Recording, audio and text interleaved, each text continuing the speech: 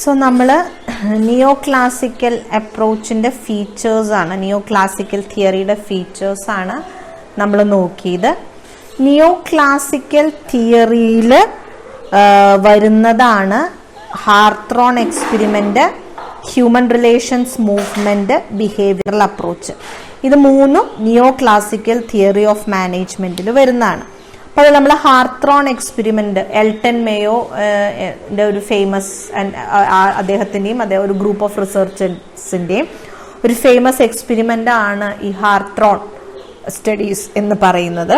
അപ്പോൾ ഒരു work സിറ്റുവേഷനിലുള്ള human ബിഹേവിയറിനെ കുറിച്ച് പഠിക്കാനായിട്ട് അവർ നടത്തിയ ഒരു സീരീസ് ഓഫ് സ്റ്റഡീസ് ആണ്.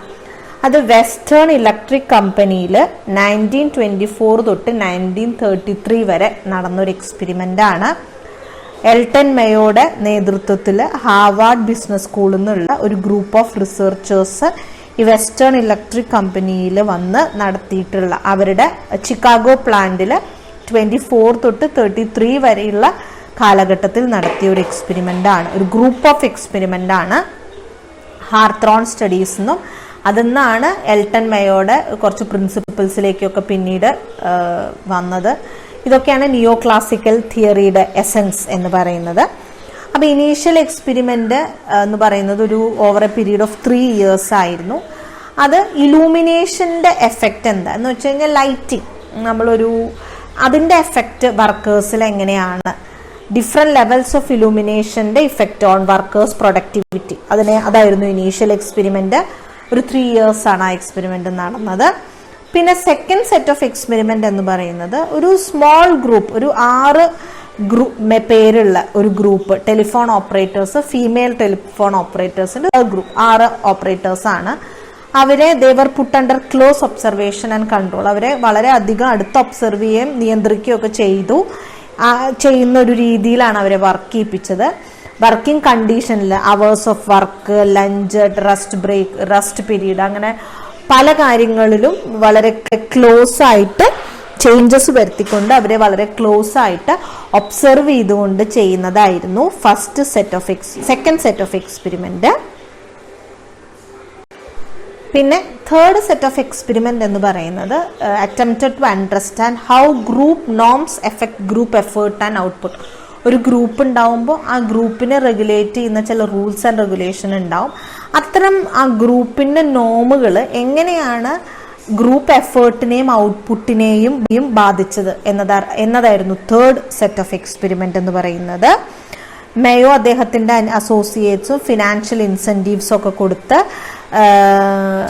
പ്രൊഡക്ടിവിറ്റി ഇംപ്രൂവ്മെൻറ്റ്സ് വരൂ എന്നുള്ള കാര്യങ്ങളൊക്കെ ഈ തേർഡ് സെറ്റ് ഓഫ് എക്സ്പെരിമെൻറ്റിലാണ് നോക്കിയത്. ഇനി ഈ ഒരു ഫൈൻഡിങ്സ് ബേസിലാണ് concerning human behaviours at work focused on the worker as an individual and considered the importance of caring for their feelings and understanding the dynamics of informal organisation. അപ്പോൾ ഇതിൽ നിന്നൊക്കെ ഒരു essence of ഈ ഒരു experiment എന്ന് പറഞ്ഞാൽ ഒരു ഇൻഡിവിജ്വലിനെയും ആ ഇൻഡിവിജ്വൽ അടങ്ങുന്ന ഇൻഫോർമൽ ഗ്രൂപ്പിനെയും നമ്മൾ ശ്രദ്ധിക്കണമെന്നും അവരുടെ ഇൻഡിവിജ്വൽ ഫീലിങ്സും ആ ഇൻഫോർമൽ ഗ്രൂപ്പിനോടായിരിക്കുമ്പോഴുള്ള അവരുടെ ഇടപെടലുകളും ഫീലിങ്ങുകളും ഇതൊക്കെ നമ്മൾ ഒരു ഓർഗനൈസേഷൻ്റെ ഇഫക്റ്റീവ് വർക്കിങ്ങിന് ശ്രദ്ധിക്കണം എന്നാണ്. ഈ view point of Hawthorne effect thus give birth to human relation movement. Hawthorne എക്സ്പെരിമെന്റിൽ നിന്നാണ് ഹ്യൂമൻ റിലേഷൻ മൂവ്മെന്റും ഒരു ഡെമോക്രറ്റൈസേഷൻ ഓഫ് ഓർഗനൈസേഷണൽ പവർ സ്ട്രക്ചറും പാർട്ടിസിപ്പേറ്റീവ് മാനേജ്മെന്റും ഒക്കെ വന്നത്. അപ്പോൾ ഈ നിയോ ക്ലാസിക്കൽ തിയറിയിൽ ഒരു ഓർഗനൈസേഷണൽ ഹ്യൂമനിസം എന്ന ഒരു കോൺസെപ്റ്റ് ഡെവലപ്പ് ചെയ്ത് വരാനുള്ള സ്റ്റാർട്ടിംഗ് പോയിന്റ് എന്ന് പറയുന്നത് ഈ ഹാർത്രോൺ എക്സ്പെരിമെന്റ് ആയിരുന്നു. ഒരു നിയോ ക്ലാസിക്കൽ തിയറി ഒരു പീരീഡാണ്, ഒരു കാലഘട്ടമാണ് ആ നിയോ ക്ലാസിക്കൽ. അപ്പോൾ ആ ഒരു കാലഘട്ടത്തിൽ ഓർഗനൈസേഷനിൽ ഒരു ഹ്യൂമനിസം എന്ന ഒരു കോൺസെപ്റ്റ് വന്നു. അപ്പോഴാണ് ഡെമോക്രറ്റൈസേഷൻ്റെ ആവശ്യത്തിനെ കുറിച്ചും പാർട്ടിസിപ്പേറ്റീവ് മാനേജ്മെന്റ് ആവശ്യത്തിനെ കുറിച്ചും ഒരു ഇൻഡിവിജ്വൽ വെറും ഒരു വർക്കർ അല്ല, അയാൾക്കൊരു ഫീലിങ്ങും അയാളുടെ ഒരു സ്റ്റേറ്റസ് ഓഫ് മൈൻഡ് ഉണ്ടെന്നുള്ളതിനെ കുറിച്ചിട്ടും അത് ഫോർമലായിട്ടുള്ളൊരു അറ്റ്മോസ്ഫിയറിലല്ല മറിച്ച് ഇൻഫോർമൽ ആയിട്ട് അയാൾ ഇൻവോൾവ്ഡ് ആയിട്ടുള്ള ഗ്രൂപ്പുകളുടെ എന്തൊക്കെയാണെന്നും അതിൻ്റെ ഒരു dynamics of understanding the dynamics of such informal organisation, അതിൻ്റെ ഇമ്പോർട്ടൻസിനെ കുറിച്ചിട്ടൊക്കെ ചിന്തിച്ചു തുടങ്ങിയത് ഈ ഹാർത്രോൺ സ്റ്റഡീസിന് ശേഷമാണ്. അതാണ് പിന്നീട് അങ്ങോട്ടേക്ക് ഹ്യൂമൻ റിലേഷൻ മൂവ്മെന്റിനും എല്ലാം തുടക്കം കുറിച്ചത്. സോ ഹാർത്രോൺ സ്റ്റഡീസിൽ നിന്ന് പിന്നീട് ഹ്യൂമൻ റിലേഷൻ അപ്രോച്ചിലേക്കാണ് പോയത്.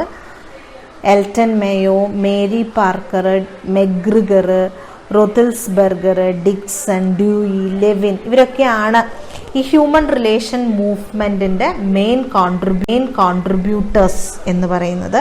അപ്പം ഇത് പറയുന്നത് എന്താ വെച്ചാൽ ഒരു ഓർഗനൈസേഷൻ എന്ന് പറയുന്നത് ഒരു സോഷ്യൽ സിസ്റ്റമാണ്.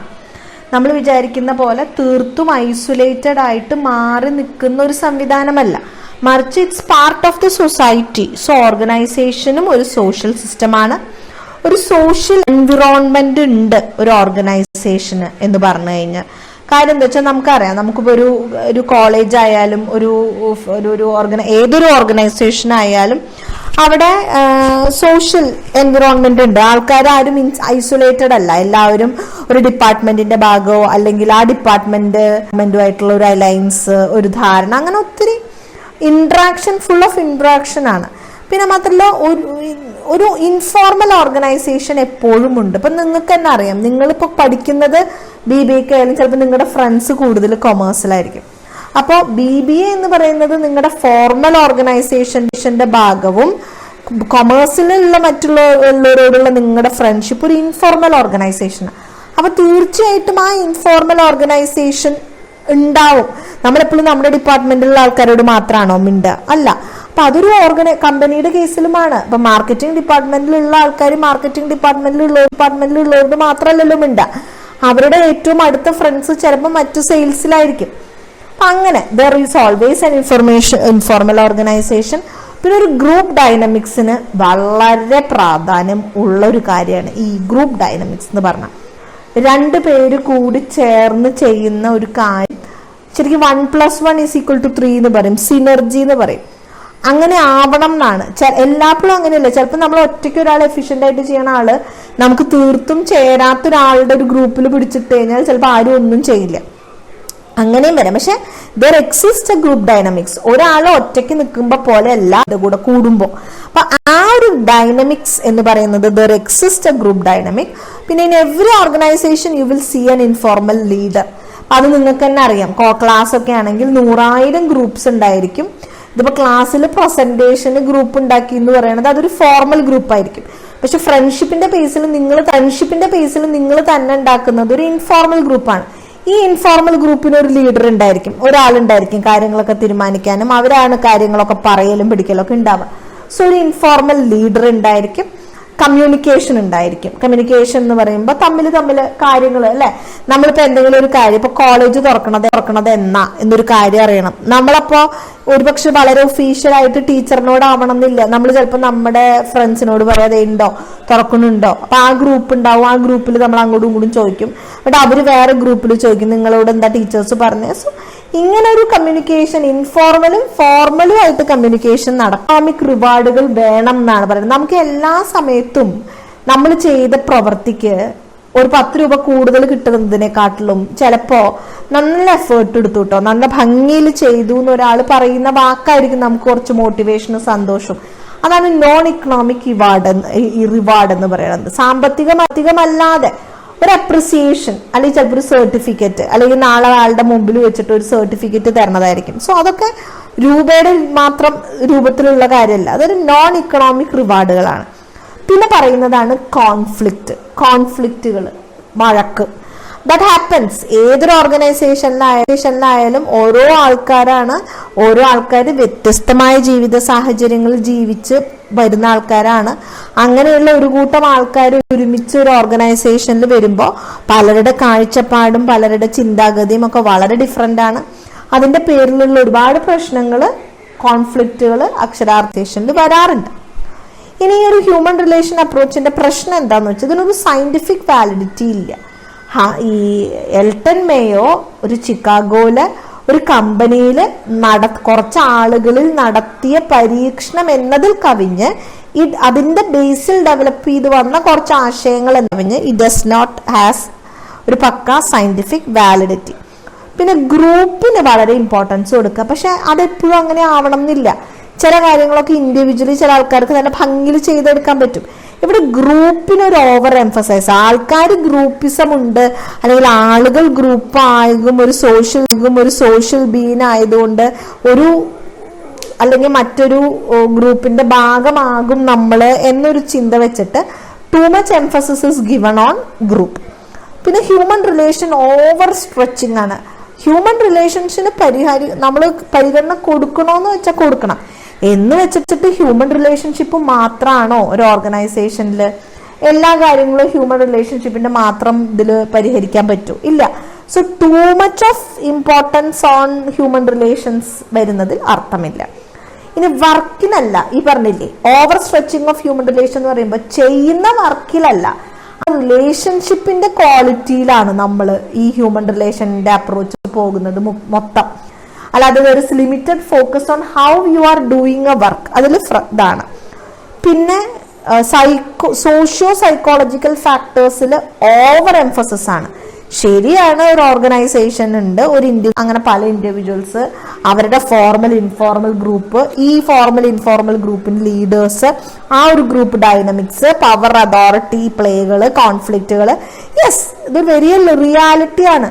പക്ഷെ എന്ന് വിചാരിച്ചിട്ട് ഈ ഗ്രൂപ്പിനും ഈ ഇൻഡിവിജ്വലിനും ഓവർ ഇമ്പോർട്ടൻസും അവരുടെ സോഷ്യൽ സൈക്കോളജിക്കൽ ഫാക്ടേഴ്സിന് കൂടുതൽ ഇമ്പോർട്ടൻസ്, അവരുടെ ഹ്യൂമൻ റിലേഷൻസിൽ ഗ്രൂപ്പിനൊക്കെ ഇമ്പോർട്ടൻസ് വളരെ കൊടുക്കുമ്പോൾ ഫോക്കസ് ചെയ്യേണ്ട കാര്യമായിട്ടുള്ള വർക്കൊക്കെ പലപ്പോഴും നെഗ്ലക്ട് ചെയ്യപ്പെടും.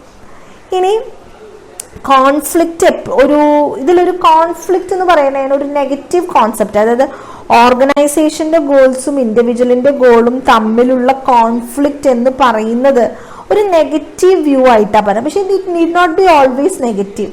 ചിലപ്പോൾ ആ ഒരു കോൺഫ്ലിക്റ്റിൽ നിന്ന് ഓർഗനൈസേഷന് ഗുണവും ഉണ്ടായിന്ന് വരാം. ഒരു ഓപ്പൺ ഡിസ്കഷൻസ് വരാം, പുതിയ ഐഡിയാസ് വരാം. അല്ലെങ്കിൽ ഇപ്പൊ എൻ്റെ ഇൻഡിവിജ്വൽ ഗോള് അപ്ലിഫ്റ്റ്മെന്റ് അല്ലെങ്കിൽ എൻ്റെ കരിയർ അപ്ലിഫ്റ്റ്മെന്റ് ആണെങ്കിൽ ഞാൻ കരിയർ അപ്ലിഫ്റ്റ്മെന്റിന് ശ്രമിക്കുന്നതിന്റെ ഭാഗമായിട്ട് ചിലപ്പോൾ ഓൾ ദ ഇൻസ്റ്റിറ്റ്യൂഷന് മൊത്തമായിട്ടൊരു ക്വാളിറ്റി അപ്ഡേഷൻ ഒക്കെ വരാം. സോ എപ്പോഴും നമുക്ക് കോൺഫ്ലിക്റ്റിനെ ഒരു നെഗറ്റീവ് വ്യൂവിൽ എടുക്കാൻ പറ്റില്ല. വൈ? ബിക്കോസ് കൺസ്ട്രക്റ്റീവ് കോൺഫ്ലിക്റ്റുകളും ഉണ്ടാകാം. തമ്മിൽ വാഗ്വാദം ചെയ്ത് പരസ്പര ബഹുമാനം നിലനിർത്തിക്കൊണ്ട് തമ്മിൽ വാഗ്വാദം ചെയ്ത് ഐഡിയാസ് ജനറേറ്റ് ചെയ്ത് ക്രിയേറ്റീവ് സൊല്യൂഷൻസ് എത്തിക്കുന്നതും കോൺഫ്ലിക്റ്റ് തന്നെയാണ്. ഈ പറയുന്നത് തെറ്റാണ്, ഇത് ഇങ്ങനെയല്ല, അങ്ങനെ പക്ഷെ അതൊരു എന്താ പറയുക മോശമായ രീതിയിലേക്ക്, മറ്റൊരു വ്യക്തിനെ തോൽപ്പിക്കണം എന്നുള്ള രീതിയിലേക്ക് പോകരുത്. ഒരു സജഷൻ ആര് പറയുന്നു എന്നുള്ളതല്ല, ആ സജഷന്റെ ക്വാളിറ്റി നോക്കിയിട്ട് തീരുമാനിക്കണം. അപ്പൊ ആളുകളുടെ പ്രശ്നം കൊണ്ടാണ് കോൺഫ്ലിക്റ്റ് ഉണ്ടാവുന്നത്. പക്ഷെ കോൺഫ്ലിക്റ്റ് എപ്പോഴും ഡിസ്ട്രക്റ്റീവ് ആവണം എന്നില്ല. Conflict can be positive also. അപ്പൊ പക്ഷെ ഹ്യൂമൻ റിലേഷൻ അപ്രോച്ച് പലപ്പോഴും നെഗറ്റീവ് മീനിങ് ആണ് കൊടുക്കുന്നത്. അപ്പൊ അങ്ങനെയുള്ള കാര്യങ്ങളൊക്കെയാണ് ഈ ഹ്യൂമൻ റിലേഷന്റെ പോരായ്മയായിട്ട് വരുന്നത്.